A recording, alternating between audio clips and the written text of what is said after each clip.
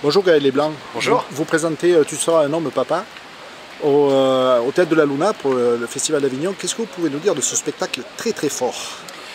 C'est un spectacle autobiographique, c'est mon histoire, c'est l'histoire d'un papa qui raconte sur scène les 13 jours de la vie de son fils. On a perdu un petit garçon il y a 4 ans avec ma femme qui s'appelle Roman et j'ai voulu raconter son histoire. Et c'est pour ça qu'il y a 2 ans, j'ai commencé un travail avec le metteur en scène Thibaut Amorfini et qu'ensemble on a porté cette pièce et c'est pour ça qu'on est à Avignon pendant le festival cette année. Donc vous avez créé ce spectacle à la base de textes sous forme de notes, vous vouliez une mémoire, quelque chose d'écrit? Tout à fait, j'ai au début écrit plein de notes parce que je voulais me souvenir de ce qui s'était passé, je voulais me souvenir de l'enchaînement des actes médicaux, de tout cet univers de l'hôpital qui est quand même très particulier. Je voulais d'abord m'en souvenir et tout noter pour mes filles qui à l'époque avaient 4 et 7 ans parce que je m'étais dit que dans 5 ou 10 ans il faudrait que je puisse leur raconter cette histoire au plus proche de la réalité. Et petit à petit finalement ce travail d'écriture il s'est transformé en un travail de texte de théâtre et ensuite on l'a mis sur scène, on est monté sur le plateau et on a travaillé pour en faire un seul en scène qui dure 1 heure. Alors vous êtes très impliqué dans cette histoire bien sûr, mais vous avez évité tout pathos, en fait il y a beaucoup d'espoir aussi dans ce spectacle. Oui, bien, il y a une forme de résilience qui s'opère aussi sur scène finalement, à la fois à travers la dimension physique, à travers la métaphore du sport.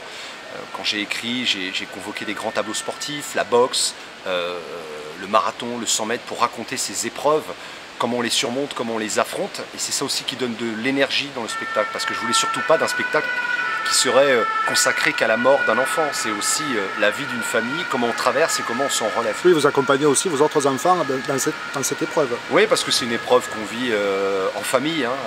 Ma femme, mes filles, ma mère, mon père, les beaux-parents, toute la famille a vécu ça et ça a été un traumatisme pour tout le monde. D'accord.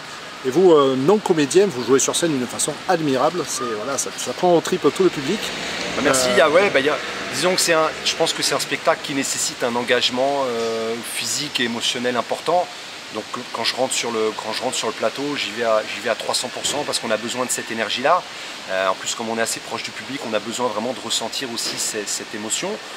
La lumière est à la fois un personnage. Boris Van Overvelde a conçu une lumière qui permet finalement que Roman soit toujours là. C'est un peu une lumière qui se déplace sur le plateau. Les sons sont importants aussi. Exactement, un gros travail sonore. Une très belle une scène finale magnifique.